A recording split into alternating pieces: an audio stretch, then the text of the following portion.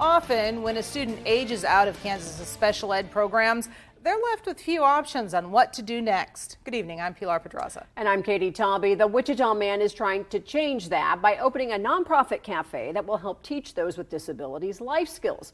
But that plan hit a major roadblock this week.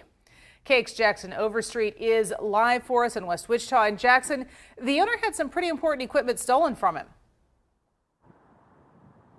Pilar, Katie, that's absolutely right. Two big stainless steel kitchen prep tables were stolen. They were taken over the weekend when the owner of the nonprofit cafe and its contractor set them out in this kind of area right behind me where you see some of that debris because they're remodeling the space.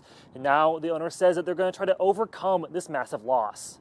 Perry Warden has spent most of his working life as a special education teacher in South Central Kansas. I got along really well with kids that had severe problems, not just small learning disabilities, but severe mental health and emotional disturbances. Warden left teaching in 2019 to run his other business, Premier Driving School, full-time. But he never forgot about his experience teaching those kids, including one of the big problems they face. I went out and helped kids try to find jobs, and what I found, it was horrible. After 21, they were turned loose almost. Warden and his wife decided they wanted to try to help.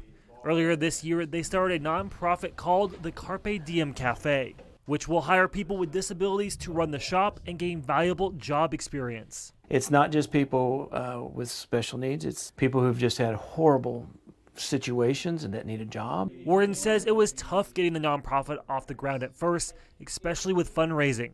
So far, he's had to pay for a lot of equipment out of pocket. That includes buying 2 kitchen prep tables like this one. I've driven 6 different states, picking up restaurant equipment, trying to do as much as I can to keep the cost down.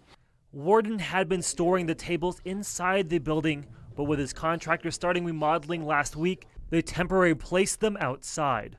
He figured since they weigh over 1,000 pounds, no one would try to take them.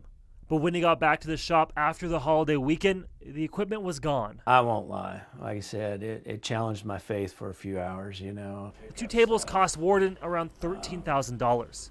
However, Warden says this won't stop his dream of opening Carpe Diem because he says it's too important not to follow through. Is that going to keep me from doing what I need to do? No. Will it make me take some more time? Yes.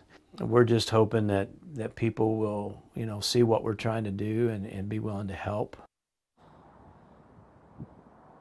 Now, Warden says he is aiming to try to open up Carpe Diem by the end of February, but he says that's really dependent on replacing what was stolen as well as getting the rest of the equipment that they need to fully launch the cafe. Now, if you'd like to donate to that cause or just learn more about what they're trying to do with the cafe, you can find their website on our website, kake.com. Live in West Wichita, Jackson Overstreet, KAKE News on your side.